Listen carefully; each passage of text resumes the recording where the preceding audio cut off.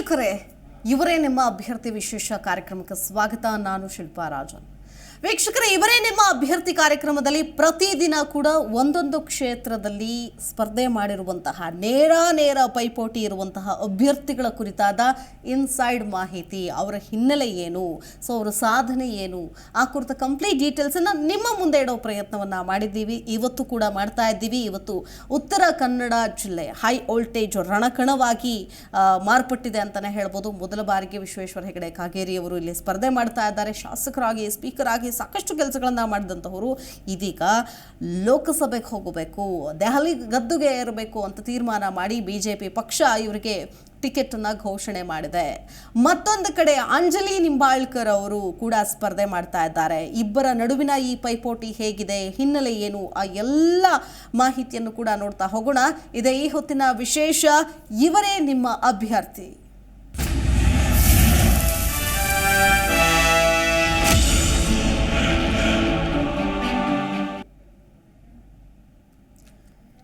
ವೀಕ್ಷಕರೇ, ಲೋಕಸಭೆ ಚುನಾವಣೆ ಕಾವೇರ್ತಾ ಇದೆ ಪ್ರತಿದಿನ ಕೂಡ. ಸೊ ದಿನದಿಂದ ದಿನಕ್ಕೆ ಹೈ ವೋಲ್ಟೇಜ್ ಕ್ಷೇತ್ರಗಳಾಗಿ ಮಾರ್ಪಡ್ತಾ ಇದೆ ಕೆಲವೊಂದು ಕ್ಷೇತ್ರಗಳು, ಅದರಲ್ಲೂ ವಿಶೇಷವಾಗಿ ಇವತ್ತು ನಾವು ಕಾವೇರಿದಂತಹ ಉತ್ತರ ಕನ್ನಡದ ಬಗ್ಗೆ ಮಾತಾಡ್ತಾ ಇದ್ದೀವಿ.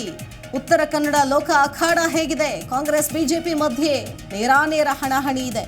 ವಿಶ್ವೇಶ್ವರ ಹೆಗಡೆ ಕಾಗೇರಿ ವರ್ಸಸ್ ಅಂಜಲಿ ನಿಂಬಾಳ್ಕರ್. ಕಾಗೇರಿ ಅವರನ್ನ ಗೆಲ್ಲಿಸುತ್ತಾ ಪ್ರಧಾನಿ ನರೇಂದ್ರ ಮೋದಿ ಅವರ ಹೆಸರು. ಅಂಜಲಿ ನಿಂಬಾಳ್ಕರ್ ಕೈ ಹಿಡಿಯುತ್ತಾ ಗ್ಯಾರಂಟಿ ಯೋಜನೆಗಳು.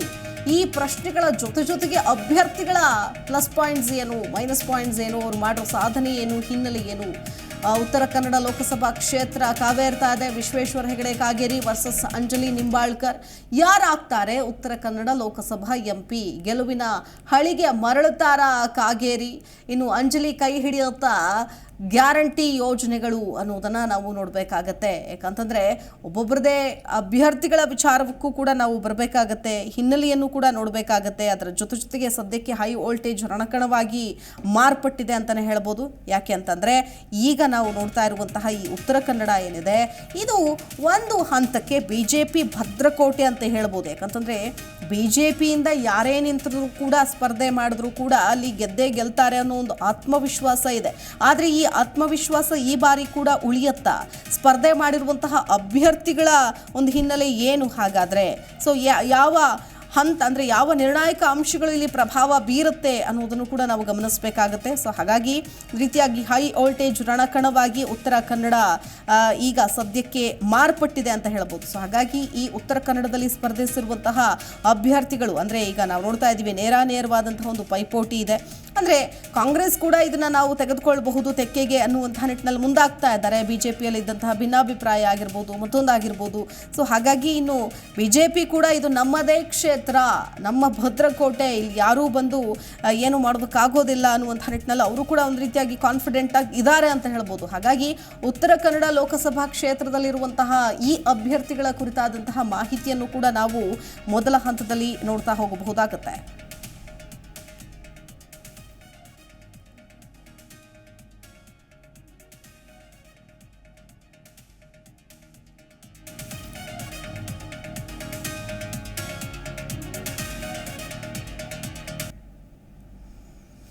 ಮೊದಲನೇದಾಗಿ ಬಿಜೆಪಿಯಿಂದ ಈ ಬಾರಿ ಕಣಕ್ಕಿಳಿದಿದ್ದಾರೆ ವಿಶ್ವೇಶ್ವರ ಹೆಗಡೆ ಕಾಗೇರಿ ಅವರು. ಇವರ ಹಿನ್ನೆಲೆ ಮತ್ತು ಪರಿಚಯವನ್ನು ಕ್ವಿಕ್ ಆಗಿ ನಾವು ನೋಡ್ಕೊಂಡು ಬರೋಣ. ಯಾಕಂತಂದರೆ ಅಭ್ಯರ್ಥಿಗಳ ಕುರಿತಾದಂತಹ ತಿಳುವಳಿಕೆ ಮಾಹಿತಿ ಬಹಳ ಇಂಪಾರ್ಟೆಂಟ್ ಆಗುತ್ತೆ. ವಿಶ್ವೇಶ್ವರ ಹೆಗಡೆ ಅವರ ಕಾಗೇರಿ ಅವರು 1961 ಜೂನ್ 10ನೇ ತಾರೀಕಿನಂದು ಜನಿಸ್ತಾರೆ.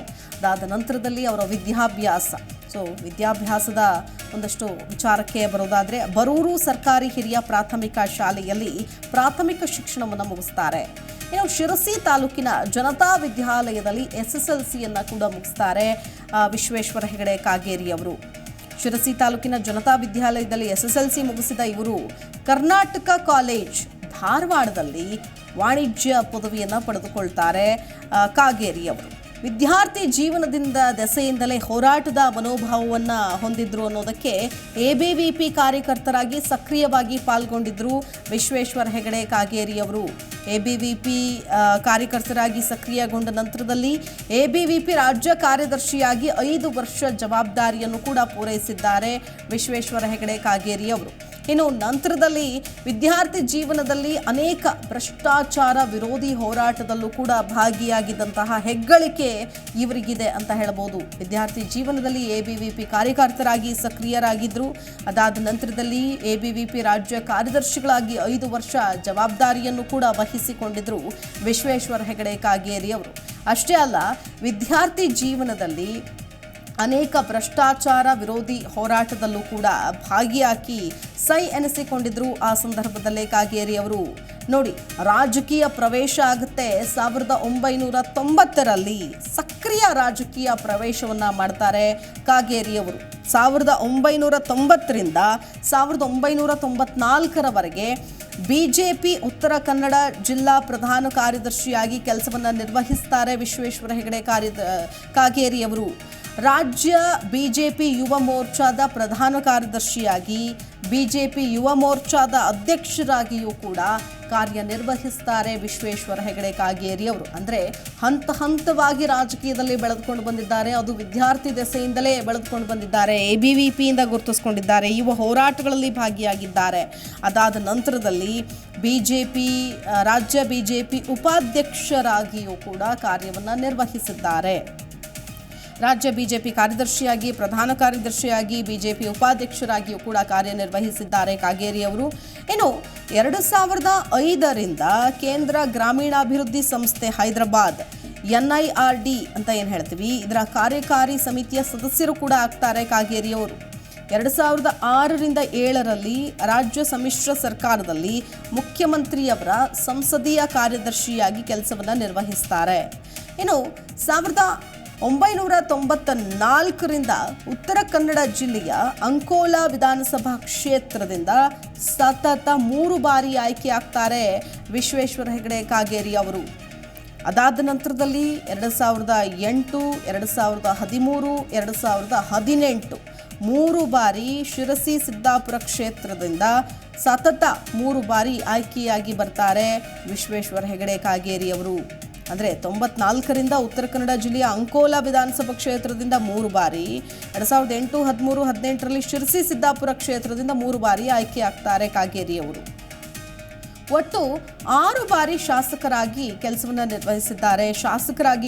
ನಿರ್ವಹಿಸಿದ್ದಾರೆ ಕಾಗೇರಿ ಅವರು. 2023ರ ಚುನಾವಣೆಯಲ್ಲಿ ಕಾಂಗ್ರೆಸ್ ಅಭ್ಯರ್ಥಿ ಎದುರು ಸೋಲನ್ನ ಕಾಣಬೇಕಾಗುತ್ತೆ ಕಾಗೇರಿ ಅವರು. ಅಂದರೆ ಕಳೆದ ಚುನಾವಣೆಯಲ್ಲಿ ಸೋಲನ್ನು ಅನುಭವಿಸ್ತಾರೆ. ಸತತವಾಗಿ 6 ಬಾರಿ ಗೆದ್ದ ಶಾಸಕರಿಗೆ ಸೋಲನ್ನ ಅನುಭವಿಸಬೇಕಾಗತ್ತೆ. ಇದೇ ವಿಶ್ವೇಶ್ವರ ಹೆಗಡೆ ಕಾಗೇರಿ ಅವರು 2023ರಲ್ಲಿ. ಇನ್ನು 2008ರಿಂದಲೂ ಕೂಡ ಬಿಜೆಪಿ ಸರ್ಕಾರದಲ್ಲಿ ಪ್ರಾಥಮಿಕ ಮತ್ತು ಪ್ರೌಢ ಶಿಕ್ಷಣ ಸಚಿವರಾಗಿ ಕೆಲಸ ನಿರ್ವಹಿಸಿದರು.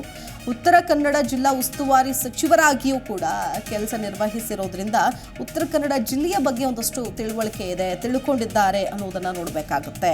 ಸೊ ಅಲ್ಲಿನ ಉಸ್ತುವಾರಿ ಸಚಿವರಾಗಿದ್ದರು. ಹಾಗಾಗಿ ಅದೇ ಒಂದು ಕಾನ್ಫಿಡೆನ್ಸ್ ಮೇಲೇನೆ ಈಗ ಇವರಿಗೆ ಮಣೆ ಹಾಕಿದ್ದಾರೆ. ಬಿಜೆಪಿಯ ರಾಷ್ಟ್ರೀಯ ಶಿಕ್ಷಣ ಸಂಯೋಜಕರಾಗಿ ಕಾರ್ಯನಿರ್ವಹಿಸಿದ್ದಾರೆ ವಿಶ್ವೇಶ್ವರ ಹೆಗಡೆ ಕಾಗೇರಿ ಅವರು. ಬಿಜೆಪಿಯ ರಾಷ್ಟ್ರೀಯ ಶಿಕ್ಷಣ ಸಂಯೋಜಕರಾಗಿಯೂ ಕೂಡ ಕೆಲಸವನ್ನ ಮಾಡಿದ್ದಾರೆ.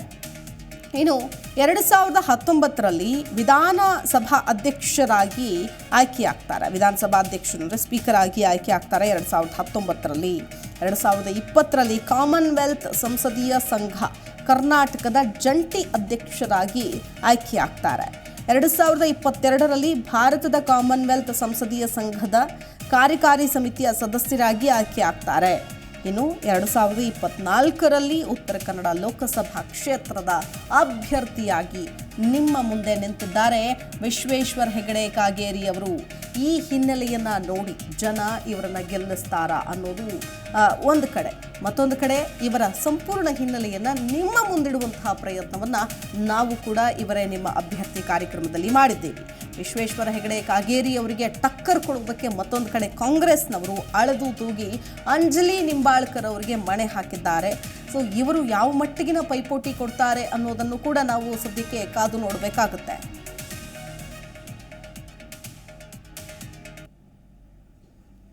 ಹಾಗಾದ್ರೆ ಕಾಂಗ್ರೆಸ್ ಅಭ್ಯರ್ಥಿ ಉತ್ತರ ಕನ್ನಡ ಲೋಕಸಭಾ ಕ್ಷೇತ್ರದ ಕಾಂಗ್ರೆಸ್ ಅಭ್ಯರ್ಥಿ ಅಂಜಲಿ ನಿಂಬಾಳ್ಕರ್. ಅಂಜಲಿ ನಿಂಬಾಳ್ಕರ್ ಅವರು ಯಾರು, ಹಿನ್ನೆಲೆ ಏನು, ಸೊ ಜನರ ಮುಂದೆ ಹೋಗೋ ಸಂದರ್ಭದಲ್ಲಿ ಯಾವ ಅಂಶಗಳನ್ನು ಅವರು ಮುಂದೆ ಇಡ್ತಾರೆ, ಕಾಂಗ್ರೆಸ್ ಯಾಕೆ ಇವರಿಗೆ ಟಿಕೆಟ್ ಕೊಡ್ತು ಅನ್ನೋ ಪ್ರಶ್ನೆಗಳು ಎದುರಾಗುತ್ತೆ. ಮೊದಲನೇದಾಗಿ ಅಭ್ಯರ್ಥಿಯ ಬಗ್ಗೆ ನಾವು ನೋಡ್ತಾ ಹೋಗೋಣ. ಅಂಜಲಿ ನಿಂಬಾಳ್ಕರ್ ಅವರು ಬೆಳಗಾವಿ ಜಿಲ್ಲೆ ಖಾನಾಪುರದ ಮಾಜಿ ಶಾಸಕಿ ಆಗಿದ್ದಾರೆ.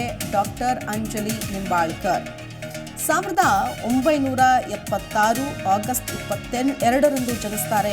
ಅಂಜಲಿ ನಿಂಬಾಳ್ಕರ್ ಅವರು ವೃತ್ತಿಯಲ್ಲಿ ವೈದ್ಯರಾಗಿದ್ದಾರೆ. ಅಂಜಲಿ ನಿಂಬಾಳ್ಕರ್ ಈಗಾಗಲೇ ಒಮ್ಮೆ ಶಾಸಕಿಯಾಗಿದ್ದಾರೆ. ಜನರ ಮುಂದೆ ಹೋಗಿ ಆರಿಸಿ ಬಂದಿದ್ದಾರೆ. ಶಾಸಕಿಯಾಗಿ MLA ಆಗಿ ಕೆಲಸ ಮಾಡಿದ್ದಾರೆ. ಅಂಜಲಿ ನಿಂಬಾಳ್ಕರ್ ವೃತ್ತಿಯಲ್ಲಿ ವೈದ್ಯರಾಗಿ ಸೇವೆ ಸಲ್ಲಿಸ್ತಾ ಇದ್ದಾರೆ. ಅಂಜಲಿ ನಿಂಬಾಳ್ಕರ್ ಮರಾಠ ಸಮುದಾಯಕ್ಕೆ ಸೇರಿದ್ದಾರೆ.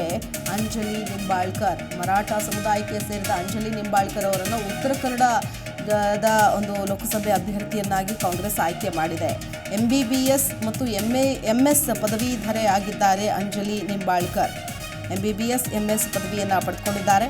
MBBS ಬಳಿಕ ಪ್ರಸೂತಿ ಶಾಸ್ತ್ರ ಮತ್ತು ಲೆಪ್ರೋಸ್ಕೋಪಿಯಲ್ಲಿ ಸ್ನಾತಕೋತ್ತರ ಪದವಿಯನ್ನು ಪಡೆದುಕೊಂಡಿದ್ದಾರೆ. ಅಂಜಲಿ ನಿಂಬಾಳ್ಕರ್ ಹಿರಿಯ IPS ಅಧಿಕಾರಿಯಾದ ಹೇಮಂತ್ ನಿಂಬಾಳ್ಕರ್ ಅವರ ಪತ್ನಿ ಕೂಡ ಹೌದು ಅಂಜಲಿ ನಿಂಬಾಳ್ಕರ್ ಅವರು. ಸೊ ಅವರ ಪತಿ IPS ಅಧಿಕಾರಿಯಾಗಿದ್ದಾರೆ ಹೇಮಂತ್ ನಿಂಬಾಳ್ಕರ್, ಅವರ ಪತ್ನಿನೇ ಅಂಜಲಿ ನಿಂಬಾಳ್ಕರ್. 2020ರಲ್ಲಿ ಬೆಳಗಾವಿಯ DCC ಬ್ಯಾಂಕ್ ನಿರ್ದೇಶಕರ ಸ್ಥಾನಗಳ ಚುನಾವಣೆಯಲ್ಲಿ ಸ್ಪರ್ಧೆ ಮಾಡಿದಾಗ ಸೋಲನ್ನು ಅನುಭವಿಸ್ತಾರೆ ಇದೇ ಅಂಜಲಿ ನಿಂಬಾಳ್ಕರ್. ಇನ್ನು 2018 ಖಾನಾಪುರ ವಿಧಾನಸಭಾ ಕ್ಷೇತ್ರದಿಂದ ಸ್ಪರ್ಧೆ ಮಾಡಿ ಗೆಲುವನ್ನು ಸಾಧಿಸ್ತಾರೆ. 2023ರ ವಿಧಾನಸಭಾ ಚುನಾವಣೆಯಲ್ಲಿ ಬಿಜೆಪಿ ಅಭ್ಯರ್ಥಿಯ ಎದುರು ಸೋಲನ್ನು ಕಾಣ್ತಾರೆ ಅಂಜಲಿ ನಿಂಬಾಳ್ಕರ್. ಅಂದರೆ ಕಳೆದ ಬಾರಿ ಚುನಾವಣೆಯಲ್ಲೂ ಕೂಡ MLA ಎಲೆಕ್ಷನ್ಗೆ ನಿಂತಾಗ ಅಲ್ಲಿ ಸೋಲನ್ನು ಅನುಭವಿಸ್ತಾರೆ. ಖಾನಾಪುರ ವಿಧಾನಸಭಾ ಕ್ಷೇತ್ರದಿಂದ ಗೆದ್ದವರು 18ರಲ್ಲಿ ಗೆದ್ದವರು 23ರಲ್ಲಿ ಜನ ಅವರ ಕೈ ಹಿಡಿಯೋದಿಲ್ಲ. ಸೊ ಅಲ್ಲಿ ಬಿಜೆಪಿ ಅಭ್ಯರ್ಥಿ ಎದುರು ಸೋಲನ್ನು ಅನುಭವಿಸ್ತಾರೆ. ಇನ್ನು ಕಾಂಗ್ರೆಸ್ನ ವಕ್ತಾರ ಆಗಿಯೂ ಕೂಡ ಅಂಜಲಿ ನಿಂಬಾಳ್ಕರ್ ಕಾರ್ಯವನ್ನು ನಿರ್ವಹಿಸಿದ್ದಾರೆ. ಪಕ್ಷದಲ್ಲಿ ಸಕ್ರಿಯವಾಗಿ ತೊಡಗಿಸಿಕೊಂಡಿದ್ದಾರೆ. 2022ರಲ್ಲಿ ಮಂತ್ರಿಗಳ ವೇತನ ಹೆಚ್ಚಳವನ್ನು ವಿರೋಧಿಸಿ ಗಮನ ಸೆಳೆದಿದ್ರು ಅಂಜಲಿ ನಿಂಬಾಳ್ಕರ್. ಇನ್ನು ಬೆಂಗಳೂರಿನ ಡಾಕ್ಟರ್ ಅಂಬೇಡ್ಕರ್ ಮೆಡಿಕಲ್ ಕಾಲೇಜಿನಲ್ಲಿ ಅಸೋಸಿಯೇಟ್ ಪ್ರೊಫೆಸರ್ ಆಗಿಯೂ ಕೂಡ ಕರ್ತವ್ಯನ ನಿರ್ವಹಿಸ್ತಾ ಇದ್ದಾರೆ. 2024ರಲ್ಲಿ ಉತ್ತರ ಕನ್ನಡ ಲೋಕಸಭಾ ಕ್ಷೇತ್ರದ ಕಾಂಗ್ರೆಸ್ ಅಭ್ಯರ್ಥಿಯಾಗಿ ಕಣಕ್ಕಿಳಿದಿದ್ದಾರೆ ಅಂಜಲಿ ನಿಂಬಾಳ್ಕರ್.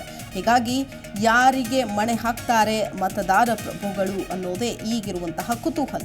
ಸೊ ಇಬ್ಬರು ಅಭ್ಯರ್ಥಿಗಳ ಹಿನ್ನೆಲೆಯನ್ನು ನಾವೇನು ಗಮನಿಸಿದ್ದೀವಿ, ಈ ಹಿನ್ನೆಲೆಯನ್ನು ನೋಡಿ ಯಾರಿಗೆ ಓಟ್ ಹಾಕ್ತಾರೆ ಅನ್ನೋದೇ ಈಗಿರುವಂತಹ ಪ್ರಶ್ನೆ. ಸೊ ಇವರೇ ನಿಮ್ಮ ಅಭ್ಯರ್ಥಿಯ ಕಾರ್ಯಕ್ರಮದಲ್ಲಿ ಅಭ್ಯರ್ಥಿಗಳ ಒಂದಷ್ಟು ಪೂರ್ವಾಪರ ಅವರ ಹಿನ್ನೆಲೆಯನ್ನು ನಿಮ್ಮ ಮುಂದಿಡುವಂತಹ ಪ್ರಯತ್ನವನ್ನು ಮಾಡಿದ್ದೀವಿ.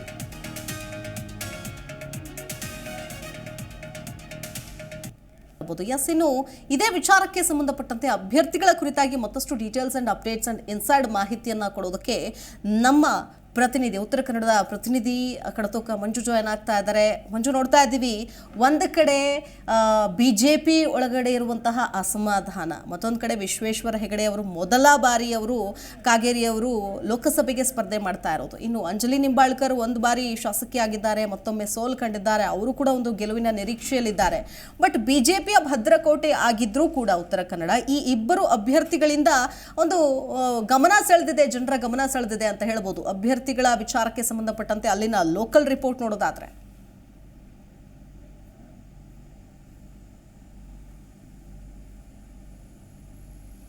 ಮಂಜೂರ್, ಧ್ವನಿ ಕೇಳಿಸ್ತಾ ಇದೆಯಾ?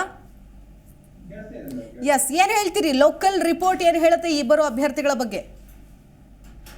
ಈಗ ಉತ್ತರ ಕನ್ನಡದಲ್ಲಿ 2 ಕ್ಷೇತ್ರಗಳು ಅಂದ್ರೆ ರಾಷ್ಟ್ರೀಯ ಪಕ್ಷವಾದ ಕಾಂಗ್ರೆಸ್ ಮತ್ತು ಬಿಜೆಪಿ ನಡುವೆ ಜಿದ್ದಾಜಿದ್ದಿನ ಫೈಟ್ ನಡೀತಾ ಇದೆ. ಈಗ ಇದು ತಾರಕಕ್ಕೆ ಏರಿದೆ ಅಂತ ಹೇಳಿ ಹೇಳ್ಬೋದು. ಮುಖ್ಯವಾಗಿ ಕಾಂಗ್ರೆಸ್ಗೆ ಈ ಸಲ ಅಂದ್ರೆ ಬಿಜೆಪಿ ಭದ್ರಕೋಟೆಯನ್ನ ಕಸಿದುಕೊಳ್ಳಲೇಬೇಕು ಅನ್ನೋದು ಎಲ್ಲಾ ಲೀಡರ್ ಒಂದೇ ರೀತಿಯಲ್ಲಿ ಒಂದು ಮನವರಿಕೆಯನ್ನು ಮಾಡ್ಕೊಂಡಿದ್ದಾರೆ. ಹೀಗಾಗಿ ಅದರಲ್ಲೂ ಕೂಡ ಆರ್ ವಿ ದೇಶಪಾಂಡೆ ಅವರು ಅಂದ್ರೆ ಉತ್ತರ ಕನ್ನಡದಲ್ಲಿ ಬಹುತೇಕ ಸುಮಾರು 30 ವರ್ಷಗಳ ಕಾಲ ಜಿಲ್ಲಾ ಉಸ್ತುವಾರಿ ಸಚಿವರಾಗಿ ರಾಜ್ಯದಲ್ಲಿ ಬೇರೆ ಬೇರೆ ಖಾತೆಗಳನ್ನ ಮಂತ್ರಿಗಿರಿಯನ್ನ ನಿರ್ವಹಿಸಿದಂತ ಹಿನ್ನೆಲೆ ಇರುವರು ಆರ್ ವಿ ದೇಶಪಾಂಡೆ ಅವರು ಇವತ್ತು ಅಂಜಲಿ ನಿಂಬಾಳ್ಕರ್ ಅವರನ್ನ ಗೆಲ್ಲಿಸಲೇಬೇಕು ಅಂತ ಒಂದು ಪಣವನ್ನು ತೊಟ್ಟಿದ್ದಾರೆ. ಅದರಂತೆ ಈಗಿನ ಜಿಲ್ಲಾವಾರಿ ಉಸ್ತುವಾರಿ ಸಚಿವರಂತ ಮಂಕಾಳ ವೈದ್ಯ ಇರ್ಬೋದು, ಅದರಲ್ಲೂ ಸತೀಶ್ ಸೈಲ್ ಕಾರವಾರ ಕ್ಷೇತ್ರದ ಶಾಸಕರು, ಮತ್ತೇನು ಯಲ್ಲಾಪುರದಲ್ಲಿ ಅವರಿಗೆ ಈ ಸಲ ಅಂದ್ರೆ ಕಾಂಗ್ರೆಸ್ ಒಂದ್ ರೀತಿ ಪ್ಲಸ್ ಆಗ್ತಾ ಇದೆ. ಅಂದ್ರೆ ಬಿಜೆಪಿ ಶಾಸಕರು ಶಿವರಾಮ್ ಹೆಬ್ಬಾರ್ ಇದ್ರು ಕೂಡ ಅವ್ರ ಮಗನನ್ನ ಈಗಾಗಲೇ ಕಾಂಗ್ರೆಸ್ಗೆ ಅವರು ಕಾಂಗ್ರೆಸ್ಗೆ ಕಳಿಸಿದ್ದಾರೆ. ಹಾಗಾಗಿ ಅವ್ರಿಗೆ ಒಂದ್ ಕಡೆ ಕಾಂಗ್ರೆಸ್ ಅಭ್ಯರ್ಥಿಯನ್ನ ಗೆಲ್ಲಿಸಲಿಕ್ಕೆ ಅವರು ಮುಸುಕಿನ ಅಂದ್ರೆ ಕಾಣಿಸ್ಕೊಳ್ಳದೆ ಅಂದ್ರೆ ಶಾಸಕರಾಗಿದ್ದು ಕೂಡ ಕಾಂಗ್ರೆಸ್ಗೆ ಹೆಚ್ಚಿನ ಮತವನ್ನ ಹಾಕ್ಲಿಕ್ಕೆ ಅವರು ಪ್ರಯತ್ನವನ್ನ ಮಾಡ್ತಿರೋದು ಅದೇನು ಗುಟ್ಟಾಗುವುದಿಲ್ಲ, ಎಲ್ಲ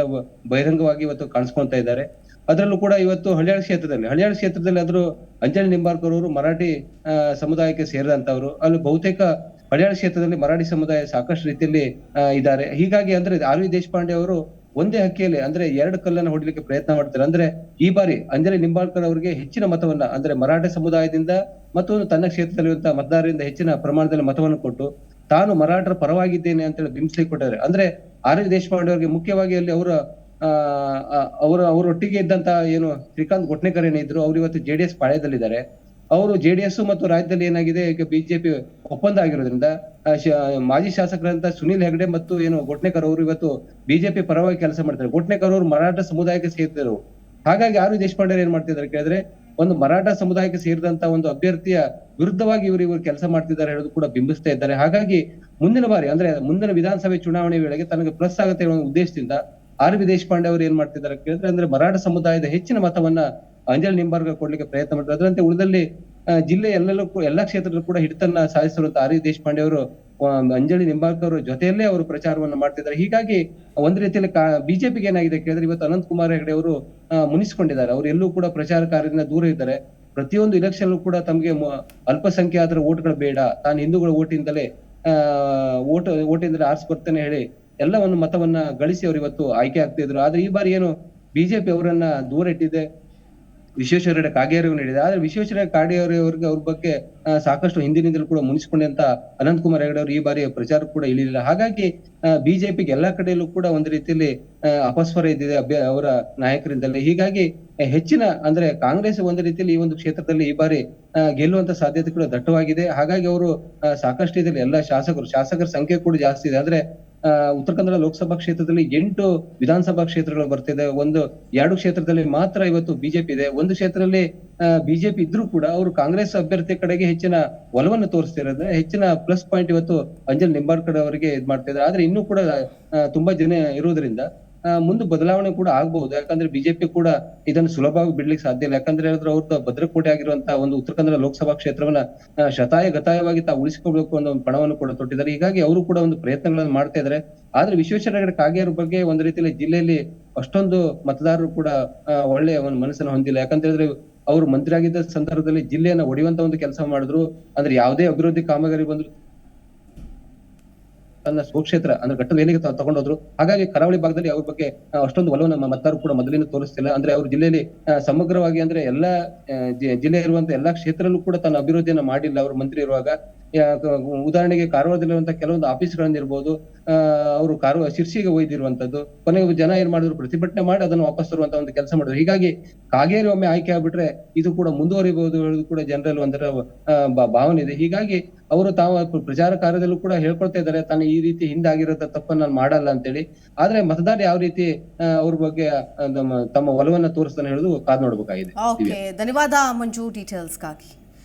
ವೀಕ್ಷಕರ, ಇಬ್ಬರು ಅಭ್ಯರ್ಥಿಗಳ ನಡುವಿನ ಈ ನೇರ ಪೈಪೋಟಿ, ಜಿದ್ದಾಜಿದ್ದಿನ ಪೈಪೋಟಿ ಏನಿದೆ, ಅಂಜಲಿ ನಿಂಬಾಳ್ಕರ್ ವರ್ಸಸ್ ವಿಶ್ವೇಶ್ವರ ಹೆಗಡೆ ಕಾಗೇರಿ ಅವರು ಇಬ್ಬರ ನಡುವಿನ ಪೈಪೋಟಿ ಎಷ್ಟರ ಮಟ್ಟಿಗೆ ಅಂದ್ರೆ ಇದು ಬಿಜೆಪಿ ಭದ್ರಕೋಟೆ ಅನ್ನೋದನ್ನು ಸುಳ್ಳು ಮಾಡ್ತಾರಾ ಅಂಜಲಿ ನಿಂಬಾಳ್ಕರ್ ಅವರು, ಅಥವಾ ಅಲ್ಲಿನ ಜನತೆ ಏನಾದರೂ ಒಂದು ಬದಲಾವಣೆ ಏನಾದರೂ ಬಯಸ್ತಾರಾ, ಇಲ್ಲ ಇದು ಅಭ್ಯರ್ಥಿ ಯಾರೇ ನಿಂತರೂ ಕೂಡ ಬಿಜೆಪಿಯವರೇ ಗೆಲ್ತಾರೆ ಅನ್ನೋದನ್ನು ಮತ್ತೊಮ್ಮೆ ಸಾಬೀತು ಮಾಡ್ತಾರಾ ಅನ್ನೋದನ್ನ ನಾವು ಕಾದು ನೋಡಬೇಕಾಗುತ್ತೆ. ಸದ್ಯಕ್ಕೆ ಅಭ್ಯರ್ಥಿಗಳ ಕುರಿತಾದಂತಹ ಹಿನ್ನೆಲೆಯನ್ನ, ಅವರ ಸಾಧನೆಯನ್ನ, ಅವರು ಮಾಡಿರುವಂತಹ ಕೆಲಸಗಳನ್ನ ಬಿಜೆಪಿಯಲ್ಲಿ ಕಾಂಗ್ರೆಸ್ನಲ್ಲಿ ಇಬ್ಬರು ಸಪರೇಟ್ ಆಗಿ ಗುರುತಿಸಿಕೊಂಡಿರೋದನ್ನು ಕೂಡ ನಮ್ಮ ಮುಂದೆ ಇಡುವಂತಹ ಪ್ರಯತ್ನವನ್ನ ಮಾಡಿದ್ದೀವಿ. ಒಂದು ಕಡೆ 6 ಬಾರಿ ಶಾಸಕರಾಗಿರುವಂತಹ ವಿಶ್ವೇಶ್ವರ ಹೆಗಡೆ ಕಾಗೇರಿ ಅವರು ಈಗ ಲೋಕಸಭೆಗೆ ಸ್ಪರ್ಧೆ ಮಾಡಿದ್ದಾರೆ. ಇಲ್ಲಿ ಗೆದ್ದು ದೆಹಲಿ ಗದ್ದುಗೆಯನ್ನ ಏರ್ತಾರಾ, ಅಂದ್ರೆ ದೆಹಲಿಗೆ ಹೋಗಿ ಸಂಸದರಾಗಿ ತಮ್ಮ ಕ್ಷೇತ್ರವನ್ನ ಪ್ರತಿನಿಧಿಸ್ತಾರಾ, ಅಥವಾ ಅಂಜಲಿ ನಿಂಬಾಳ್ಕರ್ ಮೊದಲನೇದಾಗಿ ಕಾಂಗ್ರೆಸ್ನ ಖಾತೆ ತೆಗಿತಾರಾ ಅನ್ನೋದೇ ಈಗಿರುವಂತಹ ಕುತೂಹಲ. ಅಭ್ಯರ್ಥಿಗಳ ಕುರಿತಾದ ಮಾಹಿತಿಯನ್ನು ನಿಮ್ಮ ಮುಂದೆ ಇಡುವಂತಹ ಪ್ರಯತ್ನವನ್ನ ನಾವು ಮಾಡಿದ್ದೀವಿ. ಅದು ನಮ್ಮ ಜವಾಬ್ದಾರಿ. ಅಭ್ಯರ್ಥಿಗಳ ಹಿನ್ನೆಲೆಯನ್ನ ತಿಳ್ಕೊಂಡು ಯಾರಾಗಬೇಕು ನಿಮ್ಮ ಕ್ಷೇತ್ರದ ಸಂಸದರು ಅನ್ನೋದನ್ನ ನಿರ್ಧಾರ ಮಾಡೋದು ನಿಮ್ಮ ಕೈಯಲ್ಲಿದೆ, ಅದು ನಿಮ್ಮ ಜವಾಬ್ದಾರಿ ಅಂತ ಹೇಳ್ತಾ ಇವರೇ ನಿಮ್ಮ ಅಭ್ಯರ್ಥಿ ಕಾರ್ಯಕ್ರಮವನ್ನು ಮುಗಿಸ್ತಾ ಇದ್ದೀನಿ. ನಮಸ್ಕಾರ. ನೋಡ್ತಾ ಇರಿ ಜಿ ಕನ್ನಡ ನ್ಯೂಸ್, ಸತ್ಯವೇ ಸುದ್ದಿಯ ಜೀವಾಳ.